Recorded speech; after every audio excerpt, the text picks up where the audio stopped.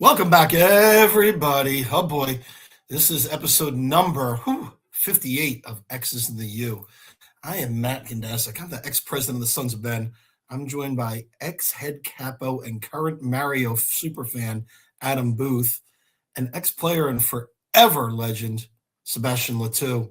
We might be exes, but we are the experts in bringing you Union coverage, and even we are befuddled. Gentlemen, what the hell is going on with the Philadelphia Union?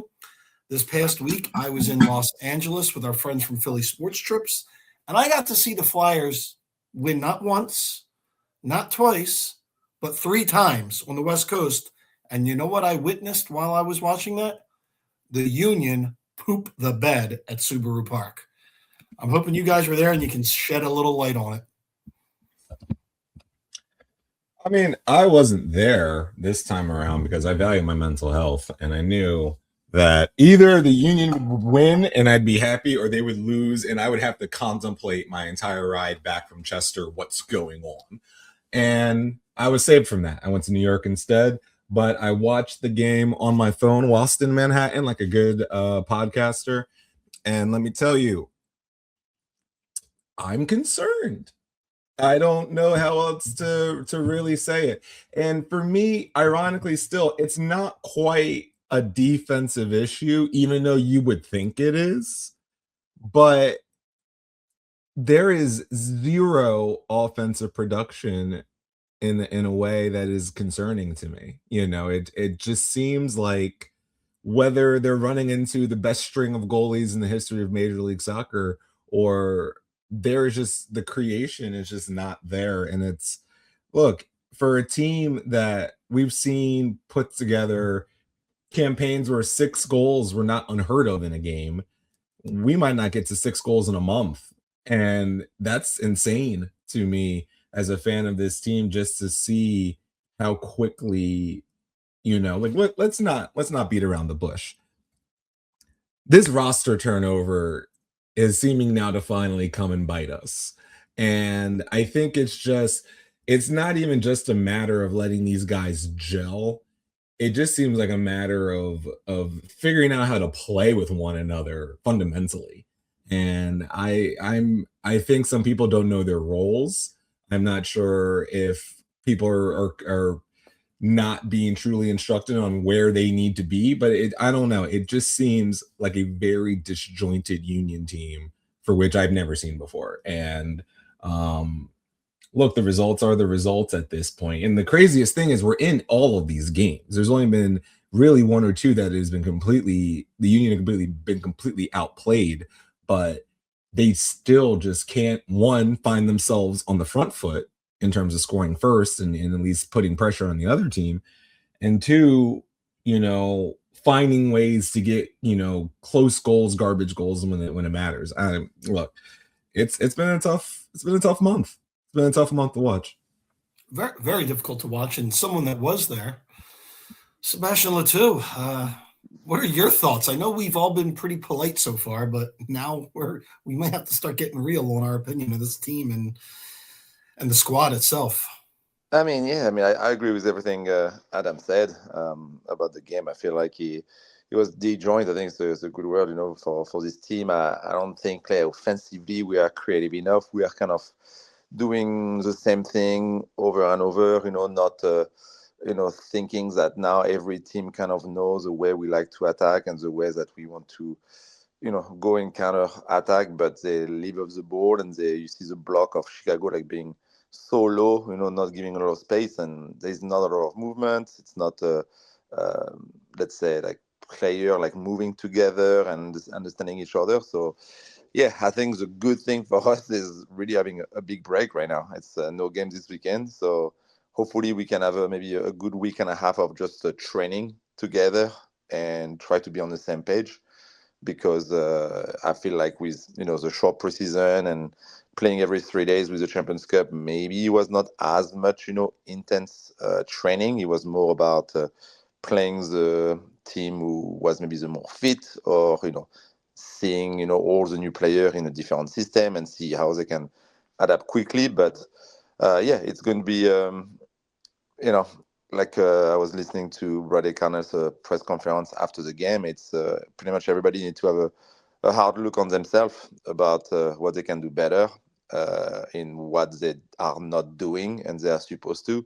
And at the end, it's pretty much about who is on the field need to show up, and need to play as hard as they can, even if sometimes, yeah, it doesn't go your way. But I feel like with everything Adam said, what really bothered me a little bit as a fan, I'm just talking about the fan and knowing about what Philadelphia is all about. It's like, I don't know, the mentality was not here. I feel like, you don't really see, like, even if, like, you do bad pass, and it was not 11 guys like fighting for each other. I feel like guys like tired, not like being angry, or try to come back, try to play fast, like try to bring the game into our own terms. So like, yeah, it was kind of what I'm missing, like the fighting spirit. Like, for me, the big guy who was the most like that was Armando Bedoya, and we all know he can bring it, but he's 39. He cannot do it like all the game, but he was like the guy who tried to fight as much in the air, winning the ball, try to do as much as he can. But you need that from everybody, not just one guy. And I didn't see it yet from a lot of the guys, and that's why I was a bit disappointed. Just about, I don't care about like their play and what they can do, losing the ball or whatever, but it's just about the mentality and the fighting spirit that I think Philly brings as a city, and we didn't see really that much. I think on Saturday, when we went down, you see all the energy getting out of the crowd first, and of course the players, but you need something. You need like no giving up. It was kind of like what I was feeling. Like, I was not feeling that, we are gonna get back. There's something happening. Nothing was really like making, let's say, energy coming back into this team. So yeah, it was disappointing, that's for sure. Very, very, very bad start of the season, but hopefully that break is going to help us get back on a horse. The stat that I'm seeing is the loss to the Fire extended the club's losing streak to 5 games to begin the season. It's never happened before with this club. We've never gone 0-5. And the strength of this club, any year that we were good, quote unquote good, winning the Shield, first playoff run in 2010, you could see that they played as a team. It wasn't individuals. It wasn't based on one or two superstars. And everybody's lamenting losing Kai Wagner and Glesnes and everything, and Ty Baribo. But those guys played as one unit. And like you were saying earlier, if somebody made a mistake, somebody was there to bail them out. And this just seems like 11 dudes on the field. And from what you're seeing is like Bedoya and Blake would be visibly frustrated. When you can even see when they're talking to the media, they're frustrated. But I don't know. Do they have the caveat in the locker room like they used to, or do some of these younger guys are like, these are just old guys, we don't have to listen to them? Like, where can this leadership come from with this team? Yeah, it's a good question. I mean, it's kind of a weird, let's say, momentum right now for this team, just because of kind of, you come from last year, especially, like, everybody was kind of like telling that the Union were shit, and we are not going to do. We are probably going to do the season we did right now. It's what the expectation was last year from everybody. So when you have that as a player, you have a little chip on your shoulder. Plus, you have a few new guys coming in, and all the guys who went through the bad season the year before were like, okay, we need to kind of like step back in and show that it was a off year, and it's not our level. So it was a great mix. Plus, a new coach coming in, so everybody was kind of like really pushing the same way. Now, when you have a winning season, you won the Shield, and you come back into a new season, and it's like I talk about it. It's mentally, it's not even on purpose. I feel like for a lot of the players, it's kind of like a learning curve for them to be like, oh yeah, now people are kind of waiting for us, and at the same time, you are confident in yourself, and you feel like, oh, it's okay. Next to me, I have that guy. He's going to do the job. He was good last year. He's going to score, 15 goals, or he's going to make, amazing play in the back, whatever it is. So I feel like a little bit of what is the word in English, when you feel you don't have to like push your talent that much, but you kind of believe in what you have around. It's not the truth, but it's inconscient, from all of them. And then when you play now teams like Chicago, who didn't have a good term, like great year last season, wants to be the supporter shield winner. It's kind of like everybody who come to play Phillies this year, it's like we want to be the supporter shield leader of last year. We don't want to get beat. We remember what they did last year to us. They beat us in our own field and stuff like that. So it's all about a revenge. Like we're already like starting under everybody else who wants to beat us. So if we don't bring it mentally and ready to fight and ready, to bring it, it's already like mentally the game is lost by the beginning, by the first whistle of the referee. So yeah, it's tough, and you need leaders. You need like guys who went through difficult moment and know what to do. But it's a big learning process for a lot of young guys in the team, because we have, I think, a much younger team than we had last year. So it's tough. And right now you can see, yes, there's not really somebody who takes the lead to kind of try to bring back everybody together. And speaking of mental hurdles that they're trying to go through, our biggest signing, for our offensive hope, Alador he wasn't in the matchday squad for disciplinary reasons. He was late for training, and now you're hearing rumblings that he's homesick and that kind of stuff, and not doing what he's doing. And Adam, I'm worried that he's going to be more Jack Mack than Sebastian Letou. And for the amount of money we spent for this guy, I don't need to see Jack Mack 2.0. Because that was probably my least favorite offense of all of Union teams when that guy was leading us. So I don't want to repeat that. I mean, in Jack's defense, he did have a stellar 2 months. It was a really great start to his Union account. Yeah, our new guy hasn't had a stellar 2 days, so yeah, you're right. No. And this is something that I was worried about when you looked at this roster going into this season. It's not so much of just the idea that you get all this young talent in, because this is a very much younger squad than it was 365 days ago. But you lose Glesnes, you lose Wagner, you lose Ure, you lose Baribo, you lose a lot of individuals who were invested in this club.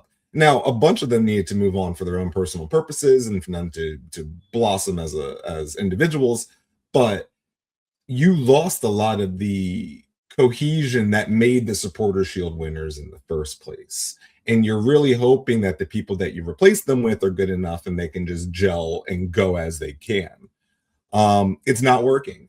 And it was bound to not work in one of these situations eventually with this level of roster turnover.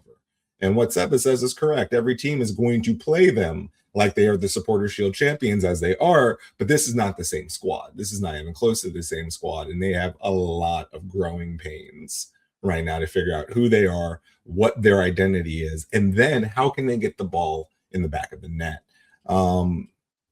When you really try to break down why this situation is what it is, I think there's a part of me that thinks that the process of trying to gain some of these players might have been hurried, whether it was trying to sign players just to fill voids or trying to get the best available. We knew that the transfer market was difficult this year in some ways and another. They weren't able to get the center back replacement they originally wanted to get for Glesnes. So for me, is this not the full roster they're looking for, is what I'm trying to say. Is this not a fully completed version of what they were trying to accomplish after giving away and selling such levels of talent they had previously? It just seems like a team that doesn't know where it is in the woods right now. And that's very concerning for me, because the season's just going to ramp up before it slows down.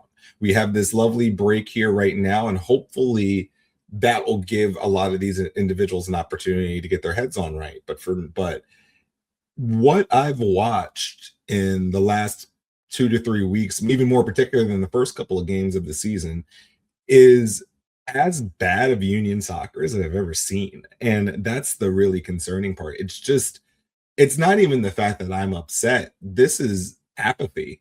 I just don't see a team that is, I know they are working hard and I know they're trying to get it together. And I'm never going to accuse any professional athlete not doing what it takes to win. It's malarkey.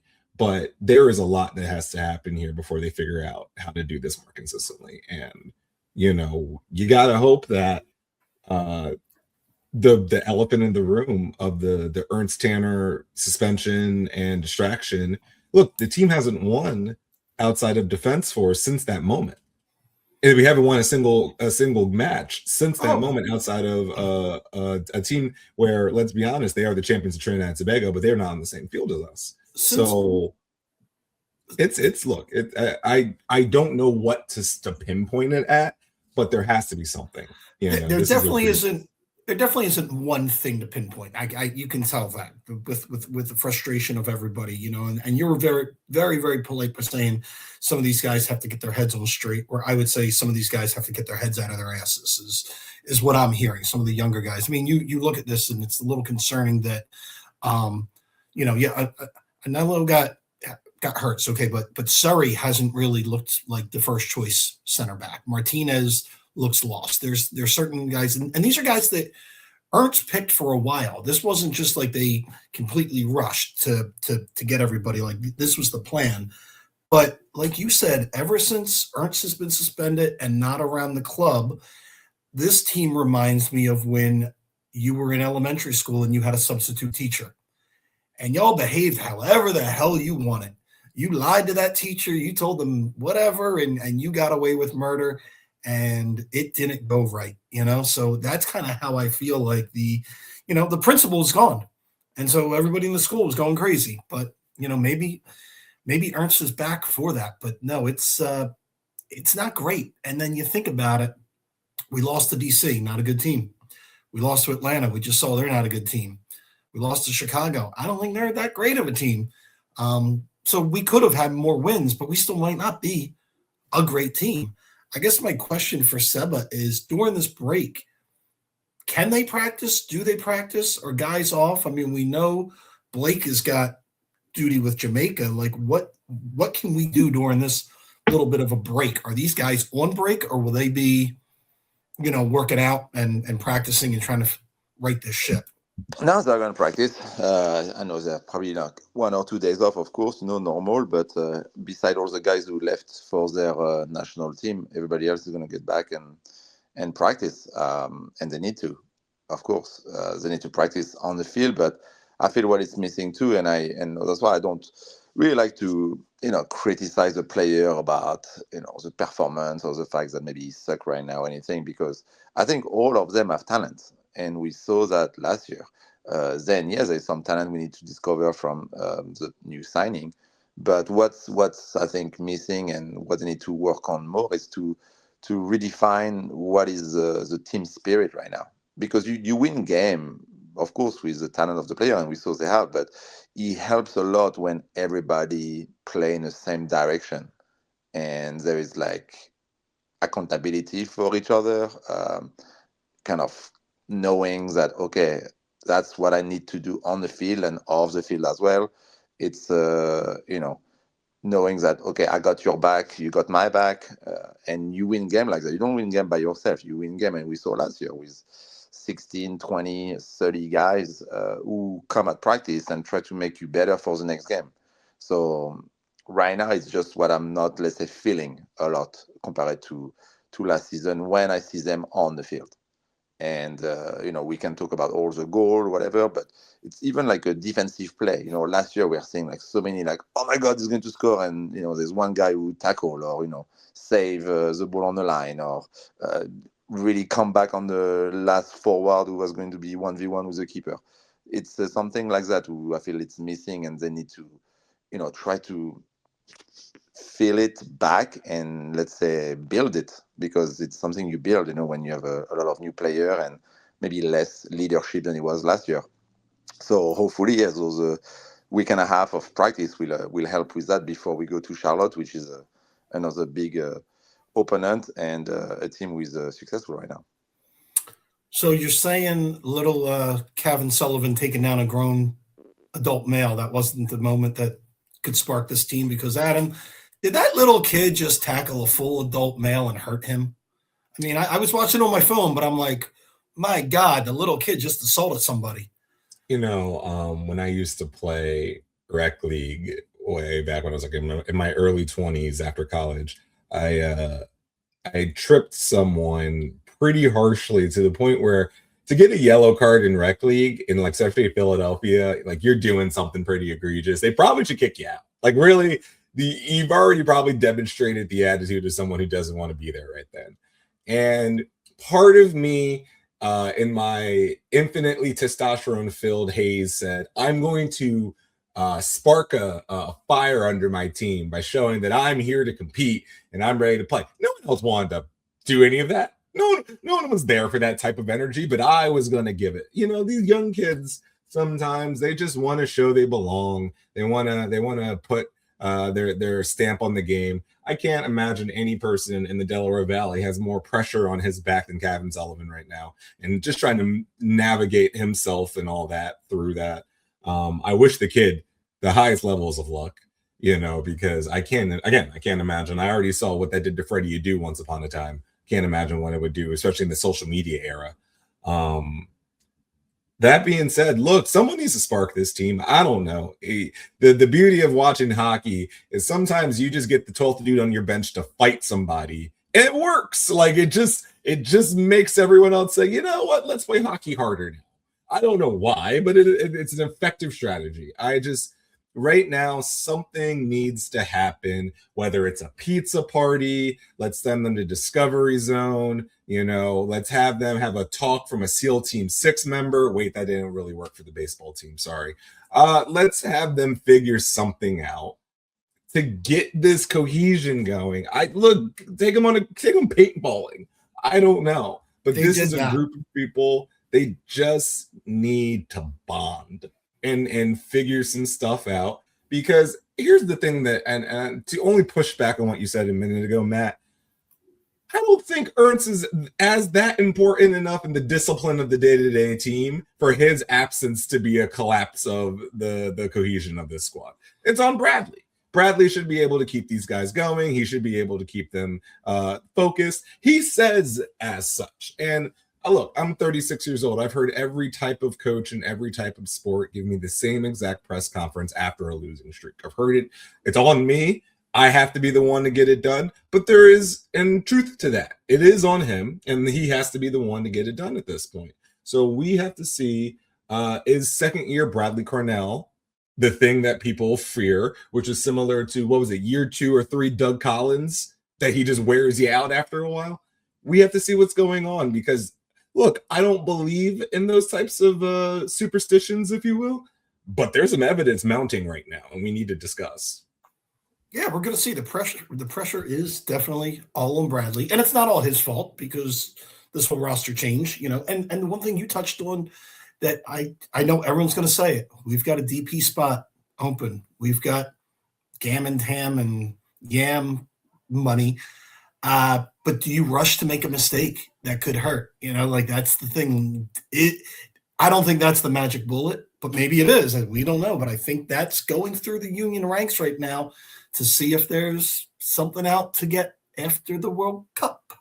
And look, if you have a long-term project of someone who's got some gravitas, like a 3 to 4 star recruit on this, and you've been working on this for a while, this goes back to Ernst and all that, then I'm here for it, you know, and let's see what it works. You know, I think at this point, throwing an actual world-class DP into the mix might not hurt. It's not necessarily the modus operandi of this team, but why not? You know, let's go get another Carlos Ruiz and see if it sticks. But I just ultimately think right now, you're in a moment where, especially after you're the Supporter Shield champions, like you just played in the Champions League and you just did it for like the 4th time in 5 years, you have a moment where you can become one of the pillars of Major League Soccer year after year after year and show that your strategy works in a league that is full of parity. But right now, you're doing the LA Galaxy first to last faster than anybody I've seen, and it again. We can go on for hours about this, but it's just so alarming just to see the lack of cohesion and discipline too. I mean, I believe that we lead the league in yellow cards right now. It's just it's unfortunate across the board. Just keep in mind, we've never won the wooden spoon. So let's be positive. That's a legit trophy. That's something that you get at the ISC conference, the Wooden Spoon. Haven't won that, so this is record breaking. The best news is we are on a 2-week break because of the FIFA international window, and we get some FIFA qualifiers to watch. I think everyone needs a little bit of a break. The next match is at Charlotte, April 4th. Tommy Wilson. Maybe we'll talk to Tommy again, because I think the last time we talked to Tommy, maybe we got a win. I'm not sure.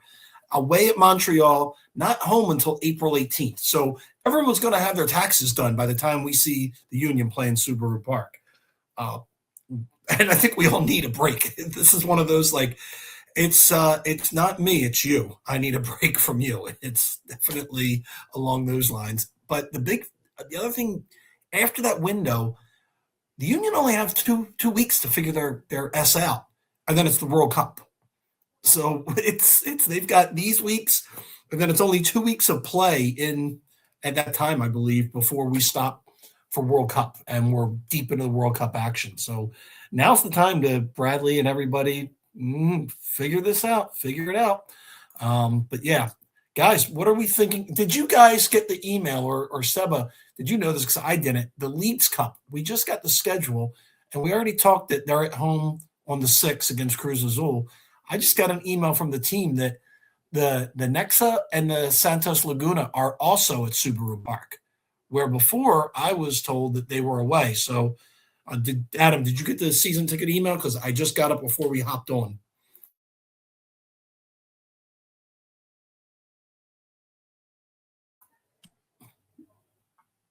I did not see it. I'd like to see it because I was unaware of that.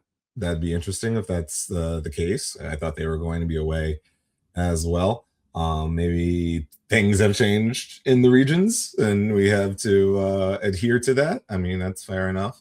But yeah, I mean, at this point, we kind of have to look at the Leagues Cup as like the most obtainable trophy left. So maybe maybe we should start to focus, So the email states that the Club Azul game is a bonus game number 3 as part of your full season ticket. So you're like, oh, great, I get that game. Then they hit you with, following the game against Cruz Azul, the Union will face Club Nexa Sunday, August 9th, and Santos Lagunas on Thursday, the 13th.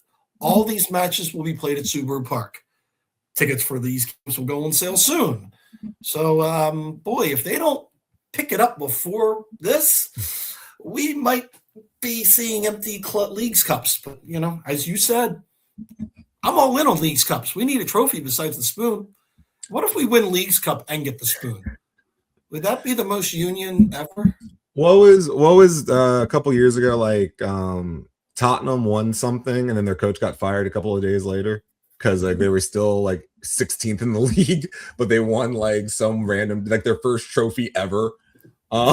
Yeah, I'm gonna say this with confidence, and I think Seba can co-sign on this. If the Union are not playing above average soccer by the time the Leagues Cup rolls around, that will be as many people as you see as a Union 2 game. Like, maybe more because the weather will be better because it'll be August and it'll be nicer, but it'll be beneath Open Cup levels of attendance, in my opinion. And I know this whole episode we've been on the negative Delphia side. I still think this team can turn around and make the playoffs. But let me gauge you both of you real quick. What's more likely? Playoffs, Leagues Cup success, or Wooden Spoon?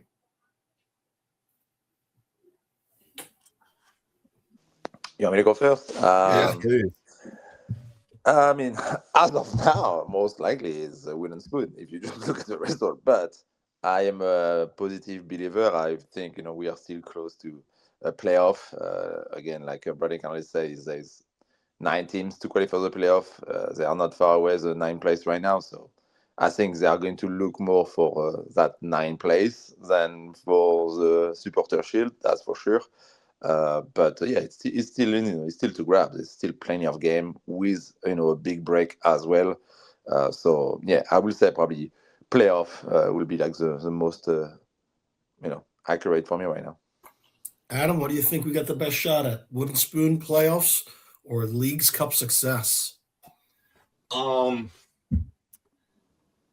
Wooden Spoon. Oh, Adam going all Philadelphia. Woo! Look, it's hard to be that bad. It is hard to be that bad. We're doing it now. But here's the thing, man. This is the thing that I'm really saying. It's just the idea that the playoffs are not going to be as easy as we think, because there's actually a lot of good teams in the Eastern Conference this year.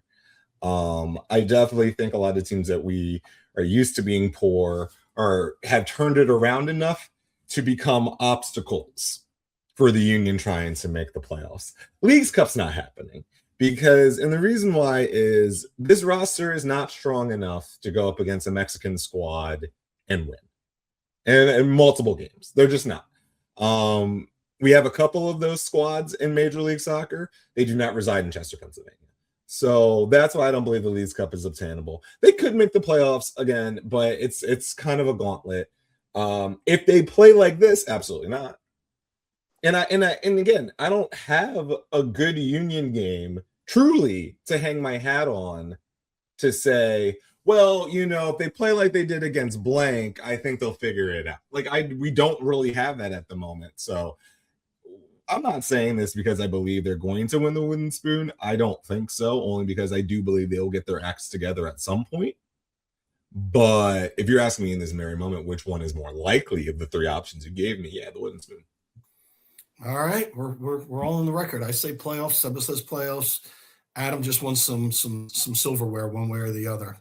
I think that's brownware. It's definitely brown. I've been at a couple of those presentations. They're ugly because the guys in Chicago make people do shots of Malort. It's not a fun celebration to get the Wooden Spoon. Seba, have you ever had Malort? No idea what this is.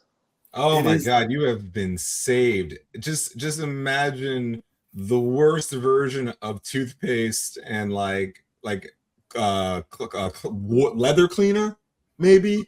Yeah. It's a liquor that they drink in Chicago, Seba, that they usually do kind of like a Philly a citywide special. So it's I think it's not Schmitz. I'm trying to think of the beer, the Old Style and Malort, and it tastes like. What is the name? Malort. Don't worry. I go to Chicago in May for work. A bottle's coming back, and it's coming your way, Seba. We'll do a shot to see that. I'm good, thank you. That is an absolute war crime. It will clean out your soul and wreck your spirit in the same time. It is. It's like napalm for your organs. Yeah, it's how the Windy City people stay warm in the wintertime. And probably the reason they'll burn in hell is Malort. But yeah, so, man, we've covered a lot of things. The only thing I want to talk, guys, and we touched on it this Thursday, World Cup qualifying, 11:00 at night. We've got Andre Blake. We've got to stay up late and root for Andre. But then we've got Adams, Italy versus Seba's almost native Ireland. My Polish team is playing. Where are you guys going to be to watch it? You staying at home? You going out? I told you, I'm going to Donna's Bar in Port Richmond. You guys are willing to watch the Poles play the Algerians, man. Like, come on out. First round of pierogi, you're on me. In fact, I've even got my emotional support pierogi pillow from the Polish Olympic team. So I am all in on Poland because I'm not buying any other team giving me World Cup glory. But who are you guys rooting for this World Cup qualifier? I like my life, so Forza Italia, Tutta Italia. But no, we thought about Cafe L'Aquila, but I feel like it's gonna be very crowded. So I'm gonna see if we can find a secondary Italian heavy bar. Alice. No, see, here's the thing. I'm claustrophobic, and Italians aren't historically. I found that out. So I'm trying to be in a space where I can sit down and maybe inhale oxygen. And Cafe L'Aquila, as much as I love them, fine establishment, Papa Piccol's favorite, it's not a really good place to be when they're actually having Italian games. So we'll figure that out. Also, I really want to stress this with you, Matthew, only because of the current geopolitical situations of the planet Earth. It is Northern Ireland, we are playing, not Ireland. It is Belfast, not Dublin, and that's very important to differentiate between. As a Irish Catholic, it's just Ireland, baby. It's just Ireland. It's just one island, baby. It's just one island, yeah. Seba, we know you've got polling rights for Ireland. Anyone else you're rooting for, or do you want to just explain to Adam why Ireland's going to win? No, I'm just telling. I'm glad that Adam teach you a little bit of geography as a European. It's nice to know that there's two islands: there's Northern Ireland and Republic of Ireland. So Northern Ireland play Italy. I have a lot of friends who Northern Ireland as well, but Republic of Ireland, it's I would try to wear green again and celebrate St. Patrick's Day on Thursday again and see if they can beat I think it's Czech Republic. So but yeah, it's gonna be tough because after that they need to win another game, so it's like double win they need to do. But first, let's try to support Andre, and hopefully he can pass the first round as well before they have to play the big game against the Congo, Republic Democratic Congo. So it's going to be a tough test, that's for sure. Yeah, Dre and the Reggae Boys have got a tough task ahead of them, but I mean, they haven't been in the World Cup since 1998. So, I mean, they make it, and Dre is probably a national hero right next to Usain Bolt in Jamaica. So we're definitely rooting for Dre and the Reggae Boys. Asafa Powell, Andre Blake. That's how that exactly goes. I don't know if you know. They're the top three, and then of course, and Bob's the top of the Mount Rushmore. In the bobsled team, somewhere, the whole entire bobsled team somewhere in the middle. But yeah, exactly. So no, I mean that for me, I'm excited because it's starting to get geared up for World Cup, and the way this union season is, if you're going to want to enjoy any football in America, it's going to be the World Cup, not the as a embattled Chelsea Union fan right now. Soccer's not fun. I don't know why anyone has fun with this sport. It's like the worst. I don't know. Like, my God, I wake up on a Saturday and I'm just like, how is pain going to befall me today? Oh no, we lost to West Ham. Crap. How am I supposed to go? The fact that Kevin Sullivan's Man City gave me some joy over the weekend over somebody's Arsenal team was the only little bit of joy I got. It's not good. This is the most depressing soccer podcast in America right now. There's just no happiness. Someone's giving me the worst look about that Arsenal crack. It was a shitty weekend. It's just look, everyone hop on the St. Joseph's train. We're still in the NIT. If you get bored and want to watch the only remaining Philadelphia school playing college basketball right now. Hey, don't forget about the Holy Family women in Division II. Oh, snap. Are they actually still going? They're still going. Good for them. I just saw NYU just had their 97 game winning streak broken in D3, and I'm like, that's really sad that I don't know this about Division 2 and 3 sports, like how good they're having times down there. Well, gentlemen, thanks for this little therapy session. I think we all feel a little bit better. Seba, you got to keep us informed on how the practices are going. I might try to get out there this week or early next week to look at one. I'll send you a text if I can sneak out of the office. But ladies and gentlemen, thanks for joining episode number 58. I hope it helped you as much as it helped us to talk this through. And we've got some time off, so let's just take a time to reflect and remember that we still do love this team, and we'll all be out there in April in sunshine weather in beautiful Chester, Pennsylvania. Everyone, thanks a lot. And Adam, Seba, thank you so much for joining, and we'll talk to you soon.